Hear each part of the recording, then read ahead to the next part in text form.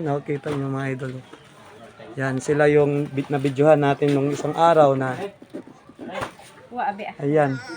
Pag umulan mga idol, payong lang yung ginagamit nila.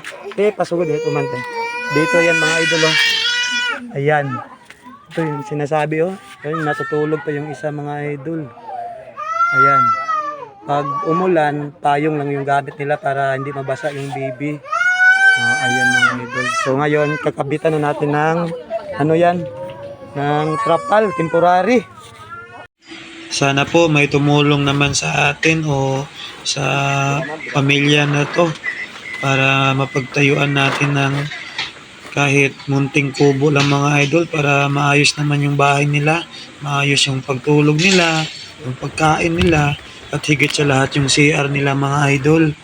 Kaya nanawagan ako mga idol, sana matulungan talaga natin to kahit pambili lang ng kawayan, plywood, pako, at saka yero mga idol, makapagtayo tayo ng munting kubo nila.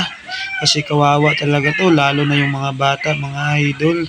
So kahit sa maliit na halaga, maipon natin yan, malaki na rin yan mga idol. So ako po nanawagan ng taos puso sa may mga luwag-luwag dyan sa buhay mga idol. Sana matulungan natin to. At maging maayos rin kahit papano yung kahit tinutulugan nila o wala din silang mapaglutuan. So kahit mga kawayan lang dyan mga idol, malaking tulong na yan. Kasi naawa talaga ako dito. Kasi yung mga dala namin mga idol na grocery, pangsamantala lang yan, mauubos din yan. Tsaka yung trapal, luluma din yan mga idol. Oh. Kita nyo naman yung sitwasyon.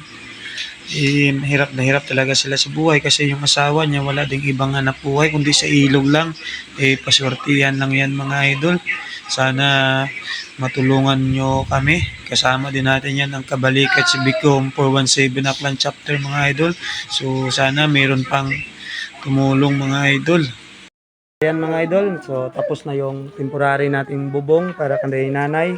So magto-turn over na kami ng mga pasulubong namin ng grocery. So sa ating Kabalikat si Bicom 417 Aklan chapter, thank you. So sino pwede mag-turn over kanda ma'am? May maghambal lang message ko para hamba-hamba yan para kinyo ra halin sa inyong grupo. Sige. Kaya Jo, pasalamatan ninyo ra yang boleh kita mo niya 417 Kabalikat si Bicom. Okay nyo, para bitin nyo ra makabulit nyo ra ng inyong pamilya. Diba? Okay, so alin mong mahambal? Ma'am?